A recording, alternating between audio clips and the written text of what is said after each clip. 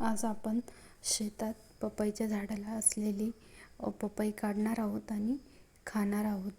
पपई ही आपल्या हेल्थच्या दृष्टीने खूपच महत्त्वाची असते आणि गावाकडे जर म्हटलं तर आपल्याला अगदी गावरान आणि ताजी अशी खायला भेटते. इथं 2 पपया काढायला आलेल्या आहेत, त्या मी काढल्या. मस्त अशा 2 पपया आहे आणि ही जी काही पपई आहे ना, ही गावरान आहे. चला, तर त्याच्यातली एक पपई पिकलेली आहे आणि एक कच्ची आहे. जी काही पिकलेली आहे ती आपण खाऊया.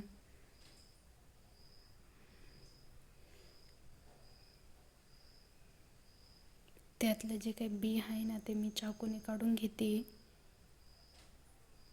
बी काढून झालंय माझं, तर मी हे खाणार आहे.